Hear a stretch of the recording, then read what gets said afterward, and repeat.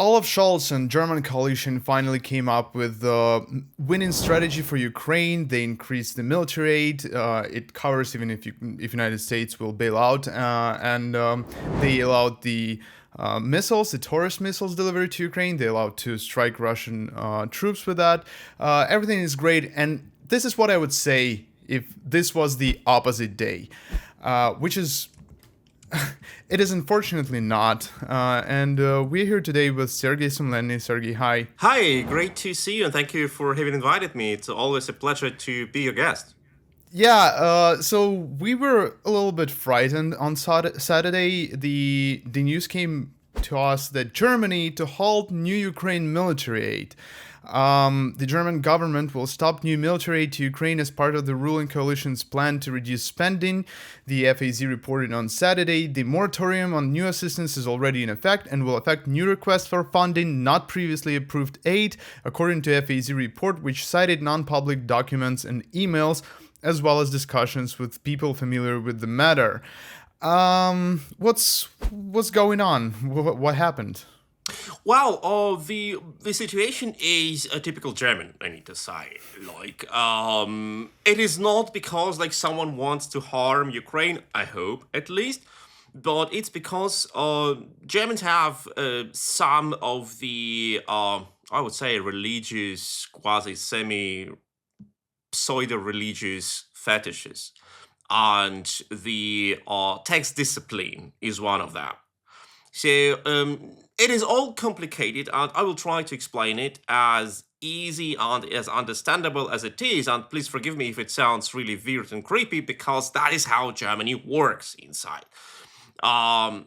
First, we have a coalition government of three parties. It is the Social Democrats, party of Olaf Scholz, the Liberals, and the Greens. And these coalition parties, they are experiencing now pretty negative development of their support. All three together have a joint support of the voters of about 30%. That means that they will not be able to form a new government if the elections would have happened tomorrow. And the elections in Germany will happen, the federal elections will happen in September next year. But we have this year, on the 1st of September, regional elections in two eastern German regions, Saxony and Thuringia. And on the 22nd, we have elections in Brandenburg, also eastern Germany. And in none of these countries,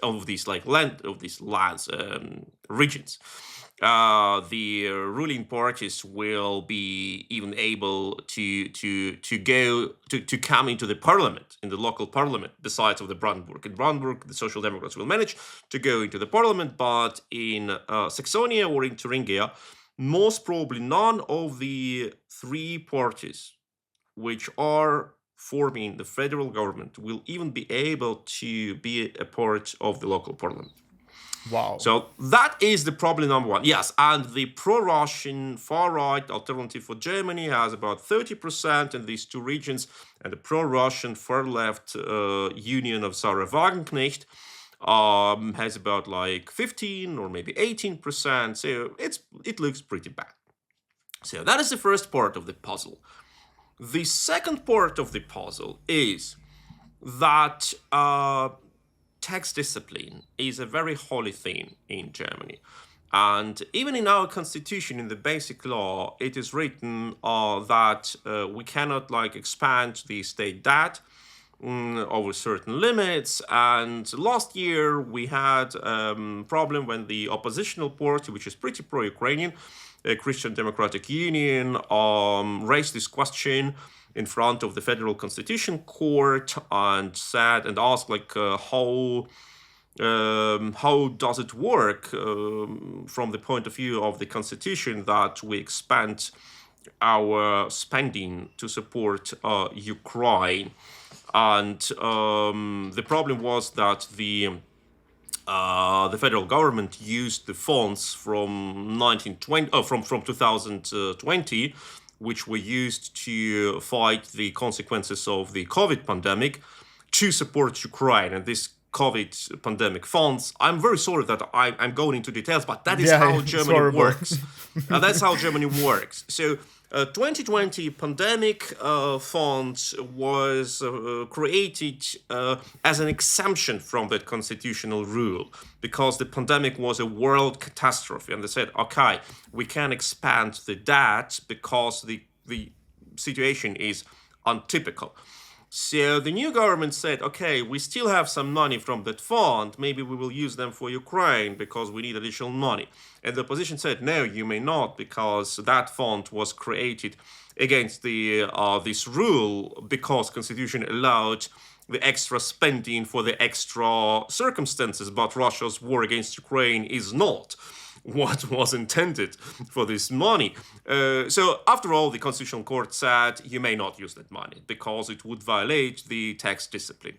Okay, so now you see the tax discipline is a very important theme, and the coalition parties are in trouble because they have elections and they are not popular, and the Liberal Party says, wait, we must prove our voters that we take care about money.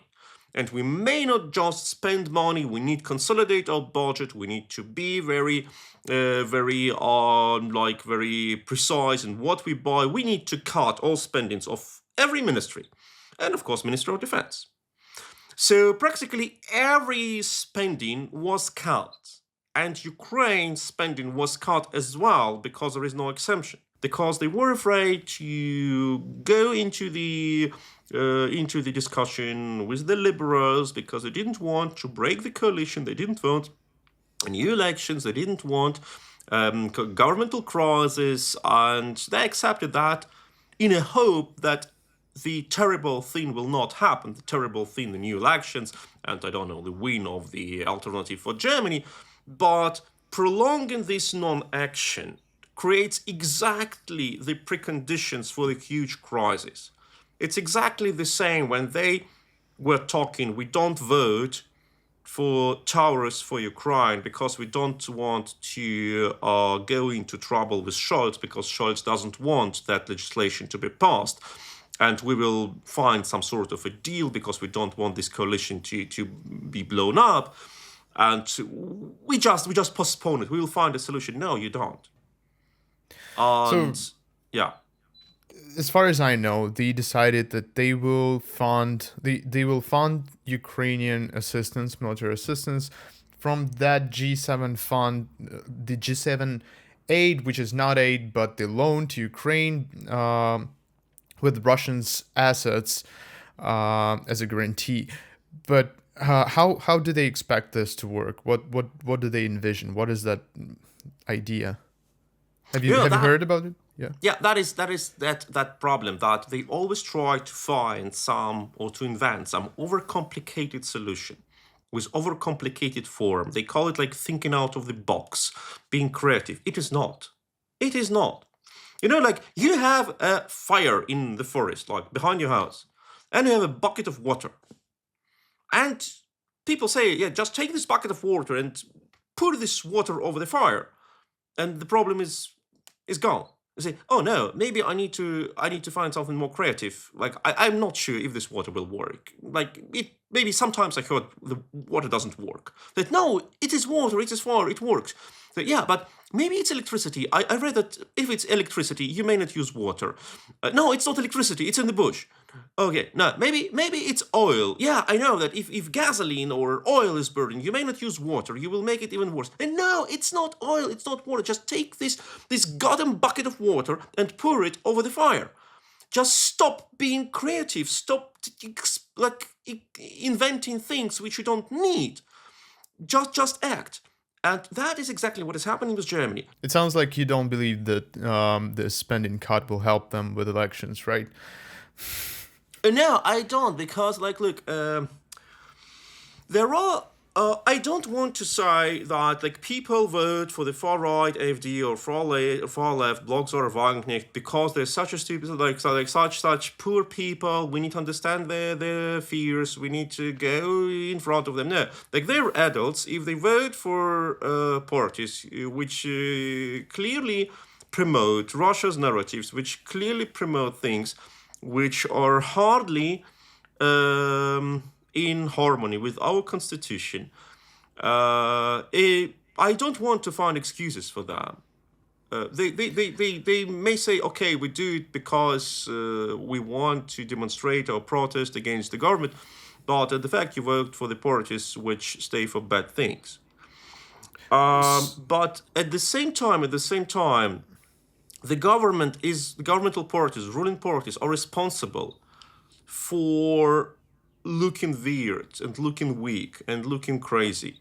Because when you are elected into these positions in the most wealthy country in Europe, in the country in Europe with the most of population, with the strongest economy, you get salaries, you get power, you get influence. And if you say, okay, we are afraid to use this power, then it is your responsibility that you create this political mess. And on this political mess, of course, the flowers start to grow, which you maybe do not want to see in your garden.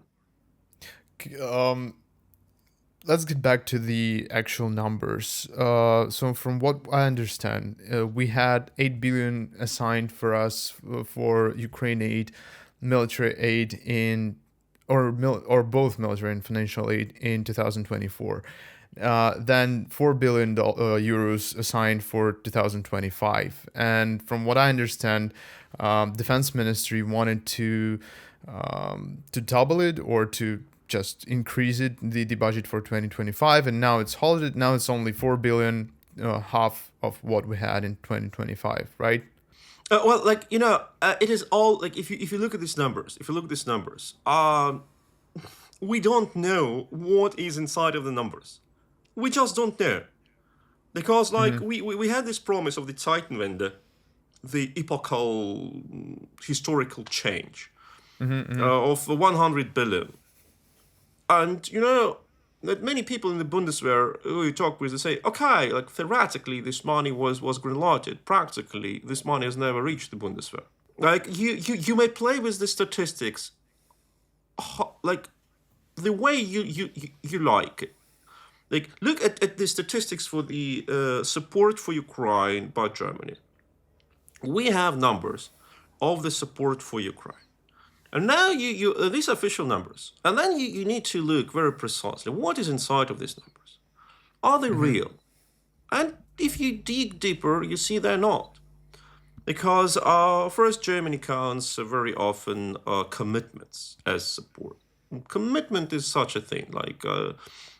I sometimes promise my friend to appear in a party, and I do not. I cannot count all the parties I promised to appear as parties I have appeared. Especially if I promise to appear in the future. And I say, okay, I have appeared this year 200 parties because I promised to appear at 200 parties. No. And then the German government says that the money which the Ukrainian war refugees get as social benefits in Germany, they are being counted, as far as I understand, as the help for Ukraine. Really? Oh, wow. Yes. That's very convenient because, we are number one. Of course you're number one because you have 1 million Ukrainian refugees in Germany, and each second family maybe gets social benefits. If you count them all together, it's good. But why do you do this? Yeah, because this is support for Ukrainian people. Okay. Do you count all social benefits for all people according to their passports? You pay certain social benefits to Syrian citizens who appeared in Germany after Assad bombings. Do you count them as your financial support for the Assad regime? Or if you have people who have Russian passports, who live in Germany since 20 years and never bothered to get naturalized and keep Russian passports, when they go into unemployment and they get social benefits for being unemployed and they have Russian passports, do you count it as social support for Russia? I don't think so. Why do you have an exemptions for Ukraine? Maybe it's because you want to artificially inflate your numbers. And I think that is the case. With the military spending, it's the same. You just need to look, where are these money? Are they green-lighted? Are they promised? Are they maybe just taken from the same budget which you from the last year, which you have not paid, etc., because the contract was not green lighted, but the money was in the budget, so you push it to the next year, and then the next year it appears as the next year money, so you count them twice. Also a very possible situation. So I would never trust any statistics which comes from the German government when it is about such an important thing as a military spending and support for Ukraine. I would assume that this statistic is, I would say, not quite reflects the reality. So, what would you say? Do we have? I mean, do we have allies on the other side of the aisle? Do we have allies in Christian Democratic Union, or do we have? I don't know. Maybe chances of change of mind from Olaf Scholz or his coalition members.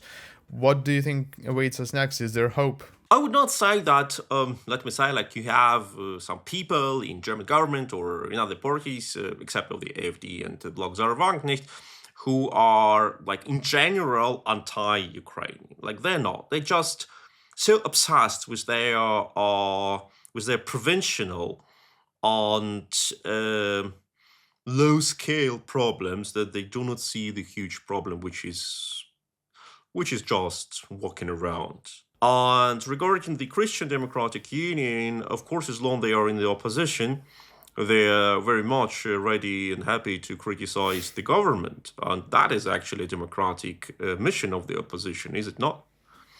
But Sure. if you look at the statements of some Christian Democratic Union as politician, like the representatives of the eastern regions recently, like you really, like, you do not understand, is it Christian Democrat or is it SPD or even the lefts? They're just like repeating the same rhetoric. Once again, elections are in Saxony and in Thuringen in just 2 weeks, and the Christian Democratic Union fights for the leading position there against the far right AfD, and it can be the question of 2-3 percent points if the Christian Democrats would be able to form the government which they would like to form, or they will be forced into a coalition which they don't like to have. For example, a coalition with Block Zara Wagenknecht. Who could have expected the Christian Democrats cooperate with ultra communists? Unimaginable. So it is a tricky situation, and of course they try to address all the groups of the population. And then you hear like the statements from the top politicians of the CDU, Christian Democratic Union, saying like, oh yeah, the war in Ukraine cannot be won with arms. We need to start negotiations right now because we want peace. And they ask, okay, are you stupid or not? And of course they're not stupid, but they want to address the groups of the population which want to hear exactly that, and they believe if they just repeat the slogans of the far right and far left politicians, they would manage to convince some of their voters to vote not for them but for CDU, because maybe these voters are not sure for which party they would like to vote and could vote for the CDU as soon as the CDU is not pro-war, as they say. But our experience says that you cannot win elections by trying to take over the points of criticism which populists use against you. To win elections, you need to demonstrate strength, and strength is creating your agenda. Ukraine has demonstrated that you may beat Russia, you may expand into Russian territory, you may occupy Russian land, and what will be Putin's reaction? He will sit in front of his TV camera and will read from the DNA4 piece of paper some idiotic sentences about how Russian population has united around the Russian army in face of a provocation. It's not a provocation when a foreign army occupies 1,000 square kilometers of your land.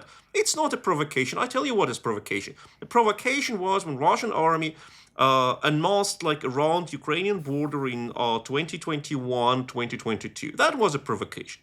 A massive provocation when you shell territory of the neighbor state without killing anyone. And it is already, according to international law, an aggression.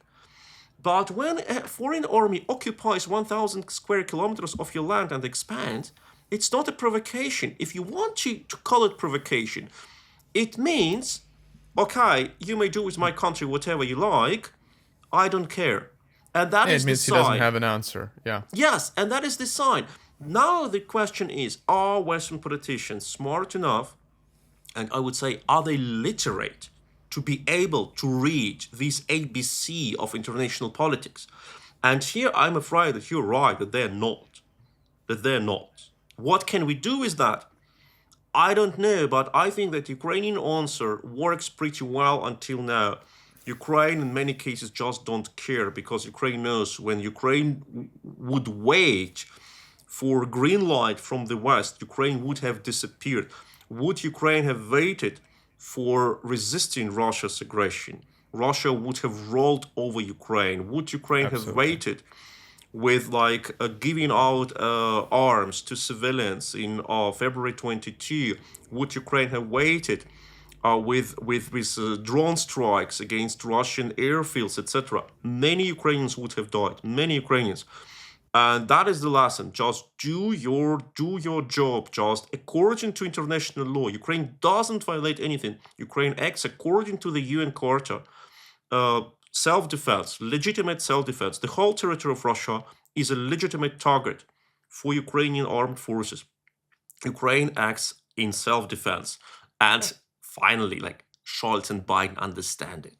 They just don't want to publicly accept it, but they understand it. That's why after all, they accept it. Well, yeah, hopefully it won't be too late. Hopefully it won't be too late for them to understand and accept it, and they will be in power, winning elections with pro-Ukrainian agenda. Thank you very much. It was Sergej Sumlenny. Thank you, Sergej, and see you next week. Thank you so much. It was a great pleasure and an honor to be your guest. And take care. Thank you. Bye.